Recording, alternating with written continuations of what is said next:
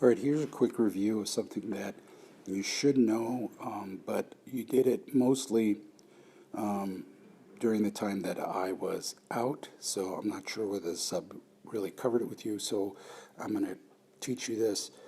And it's not complex. It's multiplying and dividing whole numbers by fractions. Knowing how to do this is very easy. The harder thing is representing it in a graphic model, and I will show you how to do that in another tutorial. Okay, so in this video tutorial, it's just multiplying and dividing whole numbers by fractions.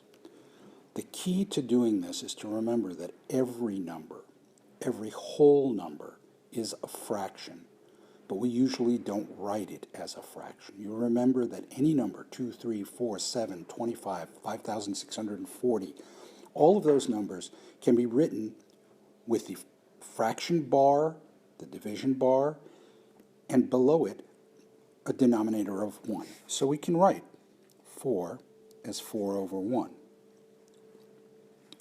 Now do you see how you do this? You do it the same way as you do with any other fraction. In the case of multiplication, you just multiply straight across. 1 times 4 is 4. 3 times 1 is 3. You get 4/3, which is 1 1/3 when you simplify it. How easy is that? Again, as with ordinary division of fractions, when you're dividing these, what you're going to do is you're going to change the division sign to a multiplication sign. You're going to change your second number by flipping it upside down, making it the reciprocal, so that it's 1/4, and then you're going to multiply across. So you're going to end up with 1/12 as your answer. I think that's pretty easy. I don't think you should have any problems with it. I will show you how to do this in another tutorial that will show you how to use those dreaded models. But the basic principle is pretty easy.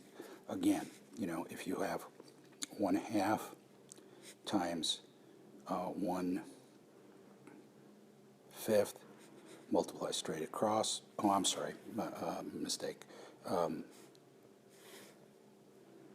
Times 5.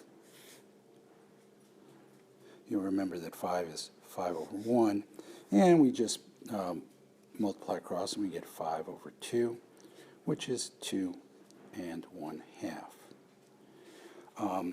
If you are doing dividing 1/2 divided by 5, it's a really bad 5, what you're going to do is you're going to remember that 5 is 5 over 1. That means you're going to change it to a multiplication problem and change it from 5 over 1 to 1 over 5, and you're going to end up with 1/10 as your answer. Okay, that's pretty straightforward.